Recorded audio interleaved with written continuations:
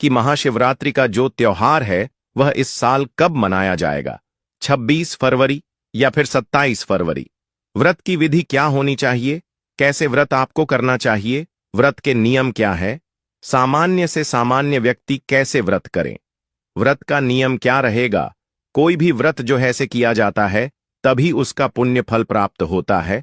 और सबसे महत्वपूर्ण जानकारी, इस दिन भद्रा का साया बताया जा रहा है, समय क्या रहेगा और वह भद्रा कितनी लागू होगी, भद्रा का वास कहाँ है, क्या प्रभाव रहेगा, इस पूजा पाठ पर क्या आपको करना है, इस दिन क्या आपको नहीं करना है, संपूर्ण जानकारी हम आपको प्रदान करेंगे। भक्तों, जिस दिन का इंतजार सभी हिंदू भाइयों को रहता है वह दिन अब आ गया है। हमारे द्वारा बताई हुई भी जानकारी पुराणों द्वारा आधारित और ज्योतिष शास्त्र पर आधारित होती हैं और आपको महाशिवरात्रि से संबंधित सभी प्रकार की जानकारी बिल्कुल सटीक तरीके से बताई जाएगी। इसके लिए भक्तों, आपको वीडियो को पूरा ही देखना होगा। बहुत ही ज्ञानवर्धक वीडियो है, बहुत ही आपको लाभ देगी। इसीलिए यदि चैनल पर नए हैं तो हमारे चैनल वास्तु ज्ञान ज्योतिष को जरूर ही सब्सक्राइब कर लीजिए, क्योंकि यह एक ऐसा चैनल है जो आपको सही जानकारियां प्रदान करने के लिए ही ज्योतिष संस्थान ने बनाया है, जिससे कि सनातन धर्म का सही रूप से प्रचार प्रसार हो सके। इसलिए आप हमें सपोर्ट करें, जिससे कि हम सनातन धर्म को और भी अधिक ऊंचाई तक ले जा सके और सभी लोग सही नियमों के अनुसार चलकर व्रत पूजन और सही समय पर व्रत पूजन तथा भगवान की आराधना कर सके। वीडियो आरंभ करते हैं। उससे पहले निवेदन है कि कृपया अपने व्रत की फलता के लिए महादेव का आशीर्वाद प्राप्त करने के लिए कमेंट बॉक्स में अवश्य लिखें। हर हर महादेव, जय शिव शंभु। भगवान का यह मंत्र जब भी लिखा जाता है तो उससे एक सकारात्मक ऊर्जा उत्पन्न होती है और वह सकारात्मक ऊर्जा आपके पास आती है। अब बात कर लेते हैं महाशिवरात्रि की, जिसे मासिक शिवरात्रि कहते हैं। परंतु जो फागुन मास की शिवरात्रि होती है ना, वहां फागुन कृष्ण शिवरात्रि बहुत ही महत्वपूर्ण होती है। महाशिवरात्रि कहा जाता है। इस वर्ष की शिवरात्रि 26 फरवरी बुधवार को मनाई जाएगी। इस दिन भगवान शिव के सभी भक्त भगवान को जलाभिषेक करते हैं, पंचामृत से अभिषेक करते हैं और 4 पहर की पूजा भी विशेष रूप से की जाती है। इसमें भगवान शिव के रुद्राभिषेक और वह भी 4 पहर के रुद्राभिषेक का विशेष विधान बताया गया है और विशेष फल भी बताया गया है।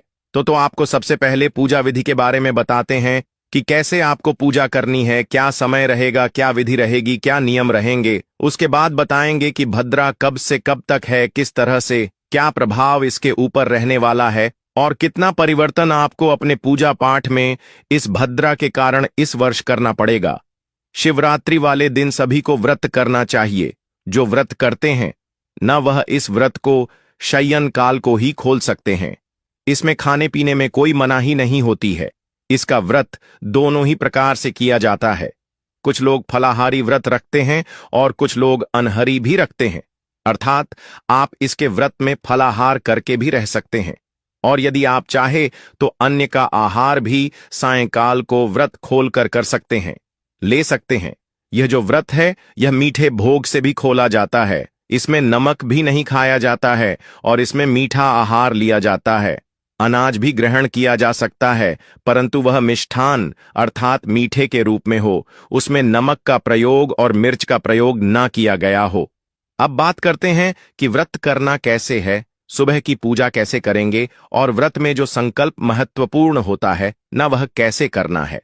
तो जिस दिन महाशिवरात्रि हो, आपको सुबह सूर्योदय से पहले अवश्य उठ जाना चाहिए। अरुणोदय में आपको स्नान करना चाहिए। या तो सूर्योदय से पहले या अरुणोदय का समय होता है, जिस समय सूर्य उदित हो रहे होते हैं, जब लालिमा छाई होती है ना आकाश में, उसे अरुणोदय का समय कहते हैं।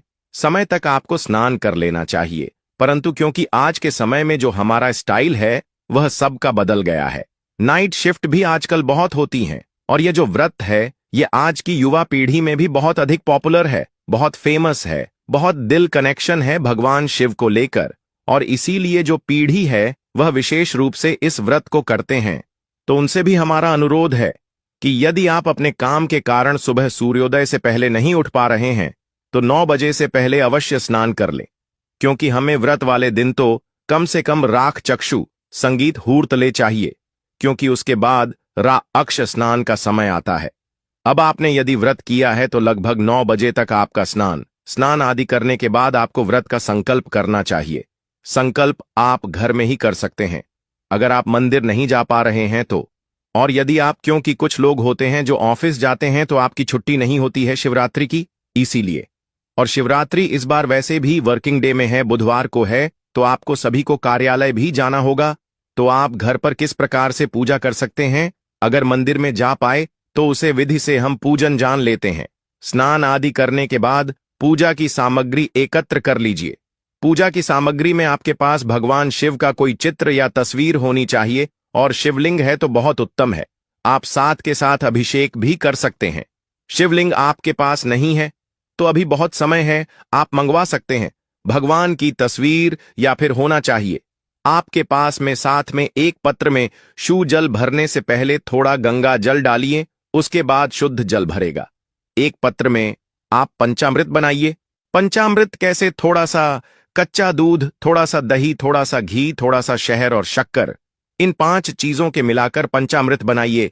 पुष्प रखिएगा, फूलों की माला रखिएगा। भगवान को अर्पित करने के लिए भांग धतूरा आदि सामग्री रखिएगा। साथ में फिर वह पत्र अवश्य रखिएगा, चंदन रखिएगा, अक्षत रखिएगा, धूप रखिएगा, दीप रख। यह सारी सामग्री आप एकत्र कर लीजिए, थाली में एकत्र कर लीजिए और आसन लगाकर बैठ जाइए। अगर शिवलिंग है तो अतिरिक्त जल भी एक लोटे में भर लीजिए अभिषेक करने के लिए। इसके बाद सबसे पहले भगवान की स्थापना, फिर हम संकल्प करेंगे। उसके बाद आपको एक दीपक जरूर ही जला लेना है। दीपक को आसान जरूर ही देना है। बिना आसन के आपको दीपक नहीं जलाना है। दीपक आप घी का भी जला सकते हो और तेल का भी जला सकते हो। दप दीपक का बहुत ही विशेष महत्व है। दीपक जलाने के बाद फिर भगवान का पूजन करेंगे। जो विधि होगी पूजा की, वह शास्त्रोक्त विधि होगी, जिस विधि से यदि आप मंदिर आते हैं तो हम आपकी पूजा करते हैं। तो वही विधि आपके घर पर पूजन करने के लिए बताई जा रही है कि कैसे आप घर पर उसे विधि से पूजन कर सकते हैं। सबसे पहले भगवान की तस्वीर आपके पास है तो उनकी स्थापना करना आवश्यक है। आपका आज कोई लकड़ी की चौकी है तो उत्तम है, नहीं है तो आप पृथ्वी पर रखकर भी पूजन कर सकते हैं। से पहले शुद्धिकरण किया जाएगा, उसके बाद हम स्नान करेंगे। लोटे में जो जल लिया हुआ है उसे शुद्धिकरण करेंगे। सामग्री और आसपास के स्थान जहां भगवान की तस्वीर रखनी है, सभी जगह जल की छी दीजिए। ओम पवित्र हो, पवित्रम सर्वांग, वास्तव विभाग, सूची, ओम प्रकाश स्थान का पवित्र कारण हो गया। अब भगवान की तस्वीर को स्थापित करेंगे।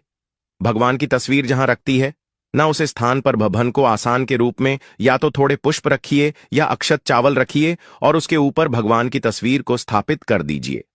तस्वीर को स्थापित करने के बाद अब आप पूजन आरंभ करेंगे। पूजन में सबसे पहले संकल्प किया जाता है।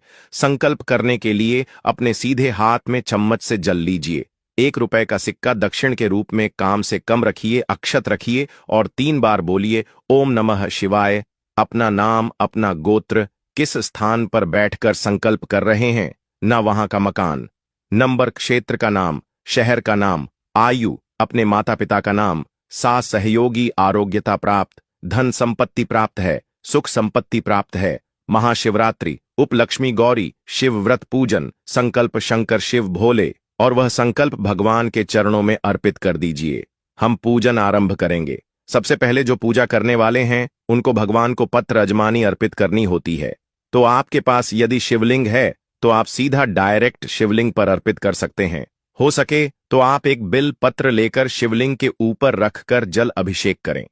अगर आप तस्वीर के साथ पूजन कर रहे हैं ना, घर पर पूरी दे दीजिए, छोटा सा पत्र ले लीजिए, उसको भगवान की तस्वीर के सामने रखिए, जिससे कि जो जो चीज अर्पित करनी है वह द्रव्य उसमें अर्पित करने के लिए हम आपको बोलेंगे, आप उसमें अतीत करते जाएगा। सबसे पहले भगवान को पत्र अर्पित कीजिए। जल अजमानी के लिए एक चम्मच या अजमानी लीजिएगा।